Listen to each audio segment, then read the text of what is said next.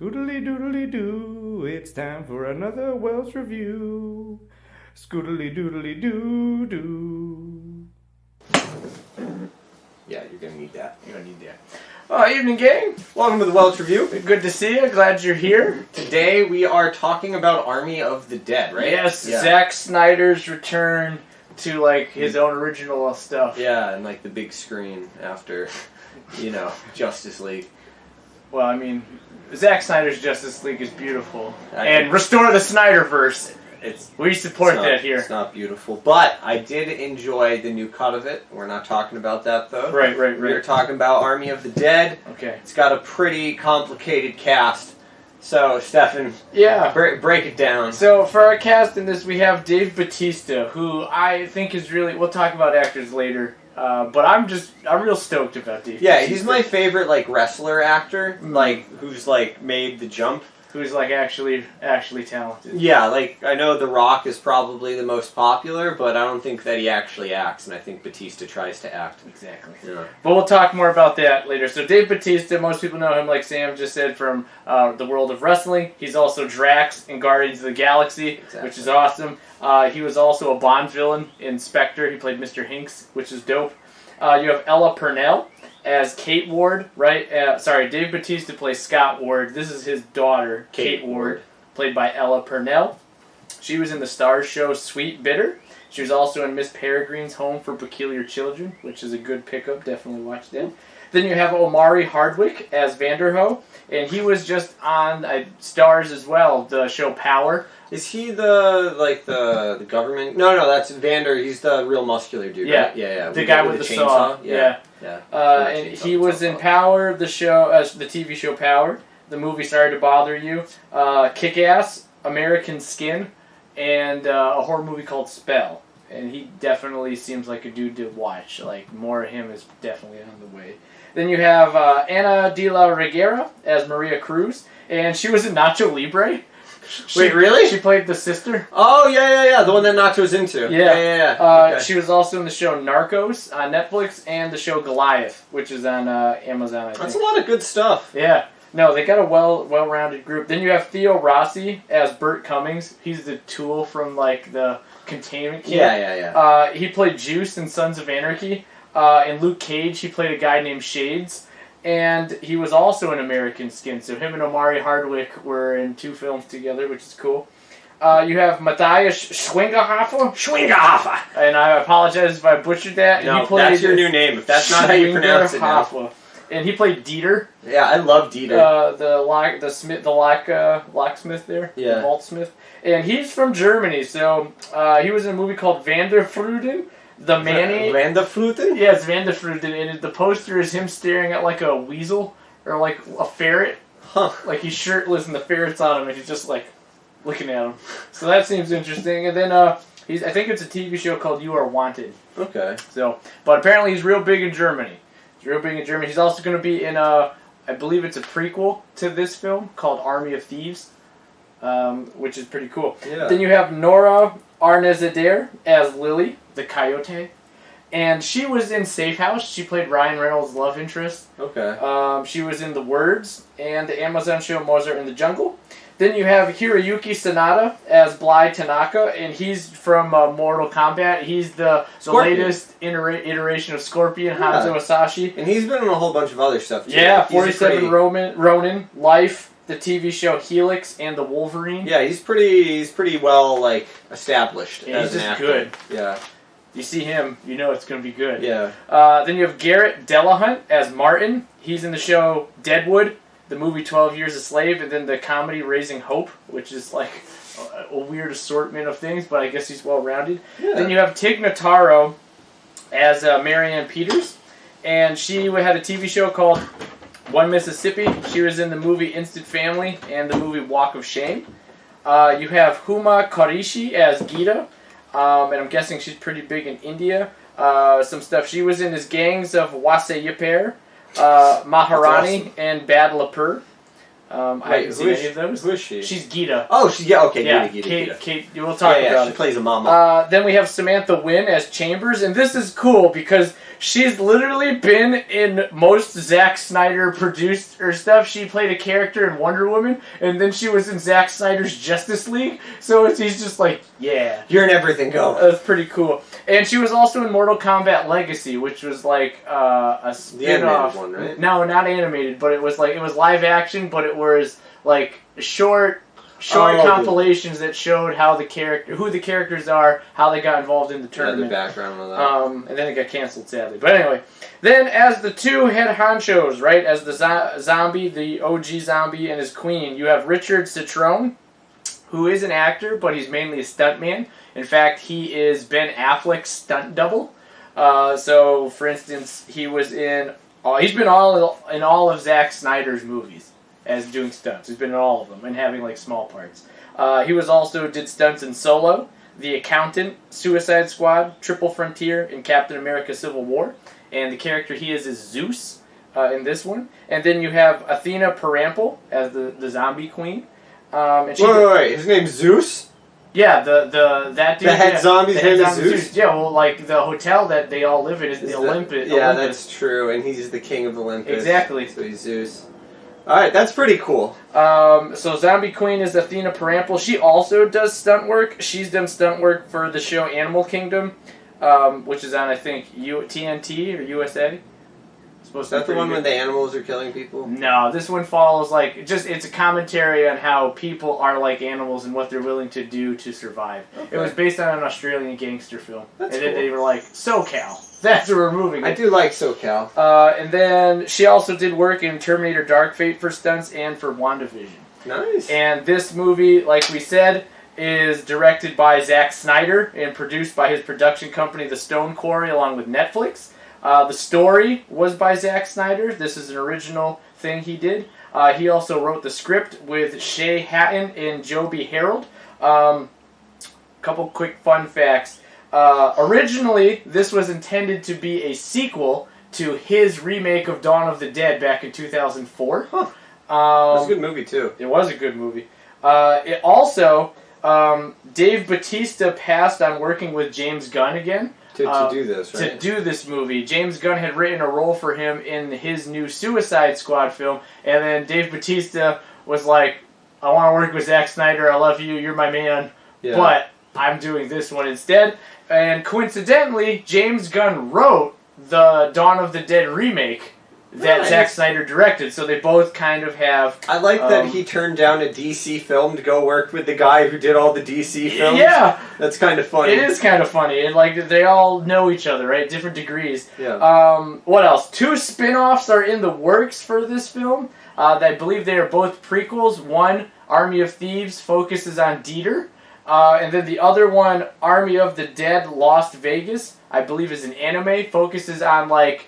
Scott Ward and his crew before they got into this, or when they were into it, but before they retired from which we'll explain. Their force. And then the last bit was comedian Chris D'Elia was originally cast as Peters, right, the helicopter pilot played by Tig Notaro, but as a massive allegations of sexual creepage, right, he was creeping on underage fans.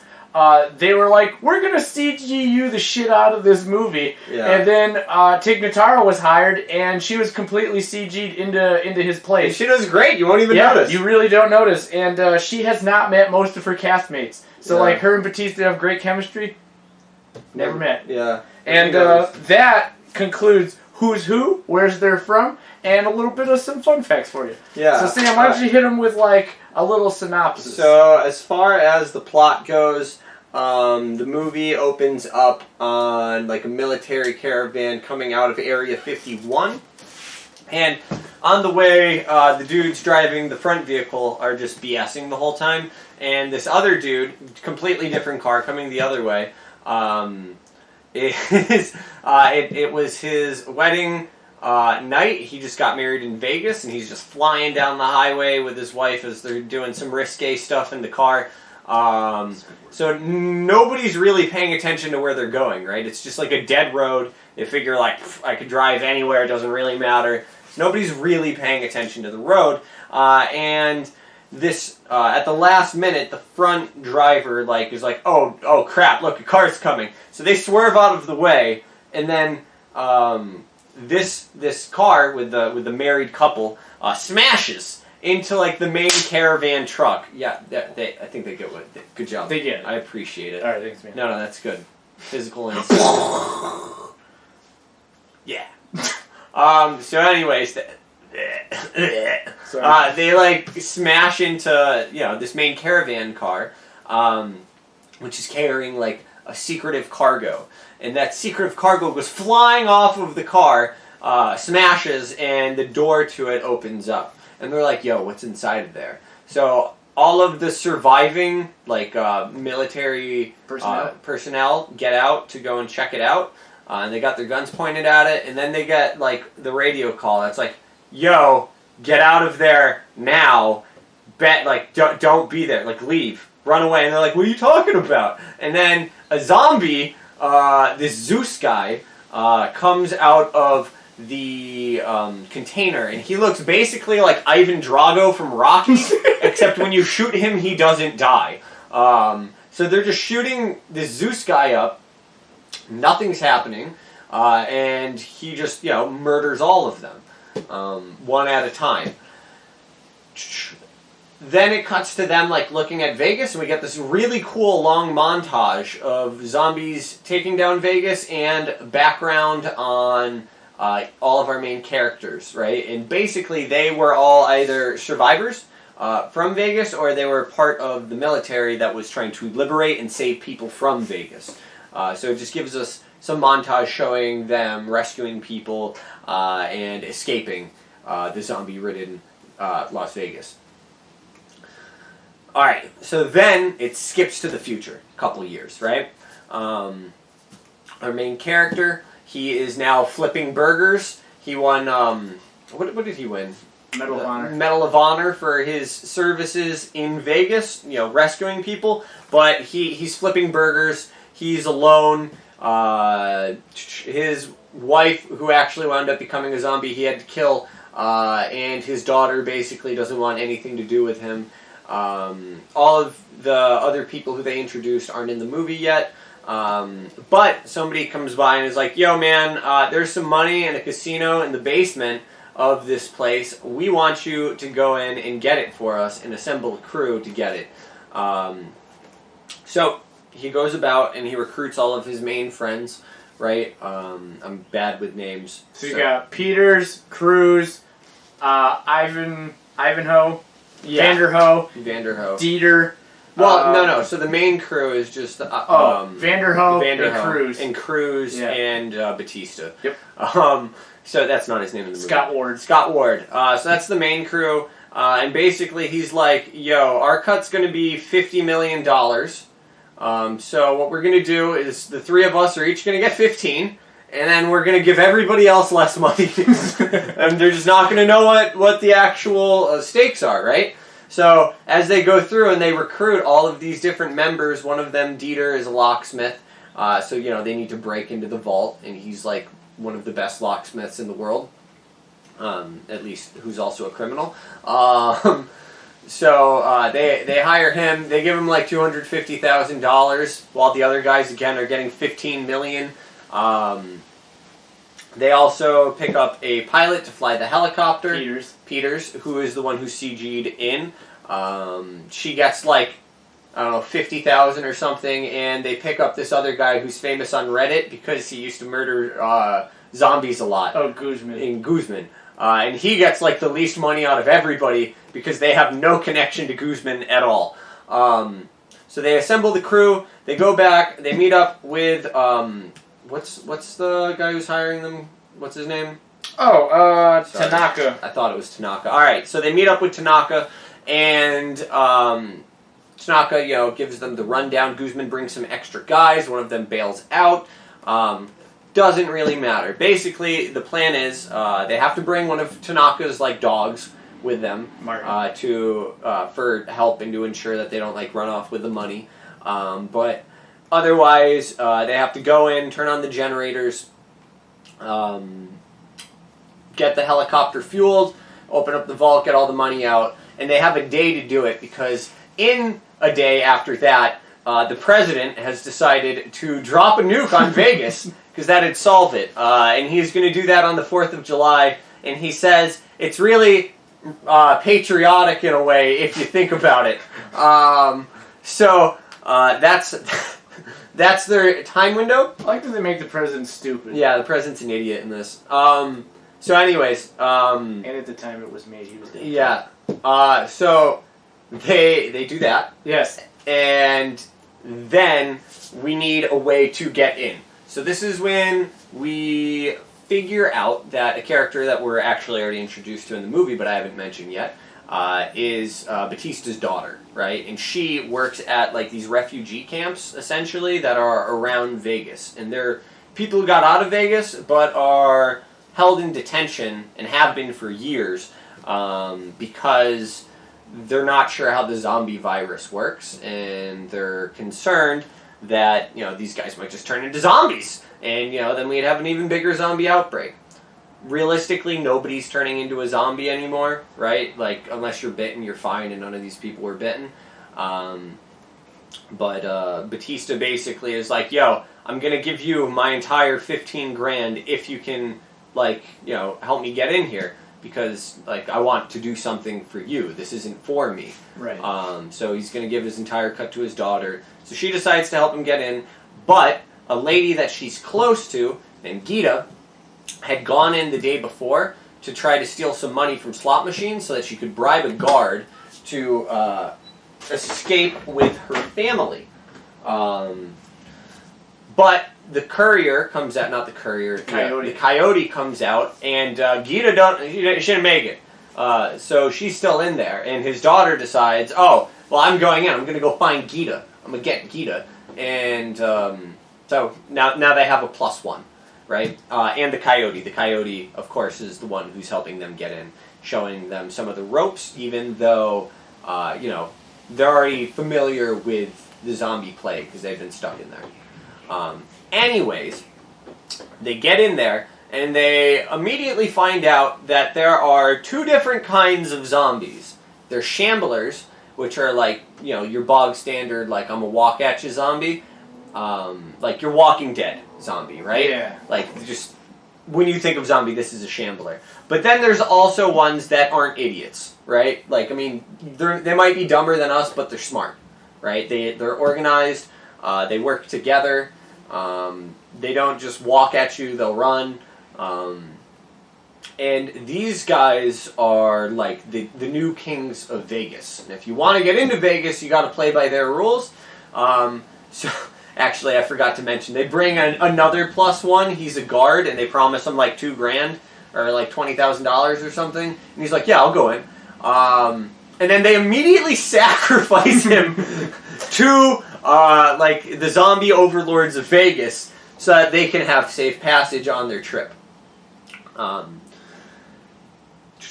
From there on, it's kind of like the meat and potatoes of the movie, so don't want to give away much more, but basically it follows them on their adventure as they try to get this money. Their different interactions with the zombies. There's a zombie tiger. Oh, that's so cool. There's a lot of really cool stuff going on in this film that we're not going to cover just because it's very spoilery, right? Now we're going to get into the rest of it. So, as far as actors, what did you think? I thought Dave Bautista brought a lot. Obviously, this is a blockbuster. You know what I mean? Yeah. It's something you don't have to think too hard about when you watch it. Yeah.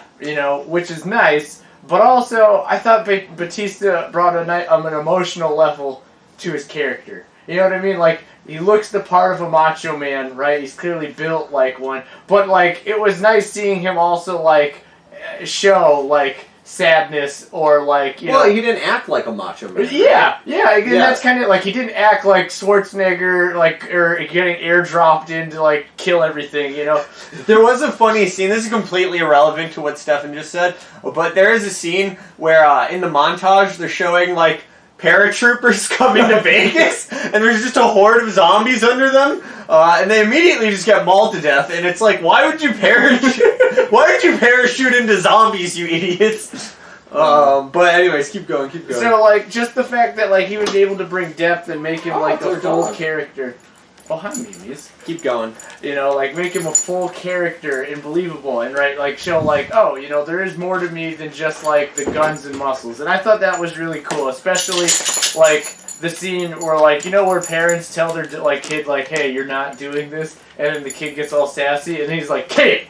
You're not like, I don't know. It just like, yeah, that seems real for you. That seemed like a dad move, or the like when he's talking to her, like perhaps like a deeper thing when he's talking to her about like his plans for what he's gonna do after, and like do a gourmet grilled cheese, and it was like just like how they talked. It was like, yo man, I feel for you, Bautista. Like you're a good guy. Yeah, you're a good guy. Yeah, no, for sure. I think that what really made Bautista good for me in the film is the fact that he wasn't just like, oh, look at me, I'm hard. Yeah. Oh, I'm a macho man. You know, like he was kind of like, hey, my life sucks. My daughter doesn't love me. My wife's dead. I don't really have anything going. You know, like, he was kind of depressed. And you don't get a depressed macho man very often, right? Like, he wasn't trying to, like, flex on anybody, like, literally throughout the entire film. Yeah. He was just, like, he seemed pretty real, as far as, like, being a human being goes. And, like, he wasn't two-dimensional. Yeah. He wasn't. You know, like, there are moments where they're like, oh, yeah, he could have flexed on the guy who was creeping on his daughter, or, like, the attaché that was following them. Yeah. Right? Like, from Tanaka's guy. Like, he could have flexed on both of those parts, and he's just, like, didn't. Yeah. You know, and it was cool. Snyder clearly took, you know, like, he's an imposing figure, and then let me just, like, scale it down a little bit. And that was cool. I think another really cool acting part, as far as acting goes, was between Omari Hardwick and Matthias Schweighöfer. I thought their chemistry was just spot on. It was really good. Yeah. Dieter and what's his name? Vanderhoof. They're it's funny because Dieter, like, initially is portrayed as like you know, he's not cut out for zombie hunting or zombie killing. He's nerdy, right? He's a scrawny dude, a bunch of jacked people. He's not even scrawny, like he's in good shape in the show, but he's just not a killer, which is completely fine. Yes, Mimi, what is it? I think she hears like the story. Yeah, it's okay. So he's not a killer, but this guy who is like, hey man, don't worry about it, I got your back. And that becomes their dynamic as Dieter constantly is trying to prove himself as a macho man. Or maybe not as a macho, as like capable to Vanderhoof. Yes, baby. Yeah, what's the matter? You don't like zombies either, I get it. Yeah. So, yeah, Dieter and Vanderhoof were both fantastic. I think the only actor who I wasn't, like, crazy about was Guzman. The guy who played Guzman. Like, he was fine. He wasn't a big part.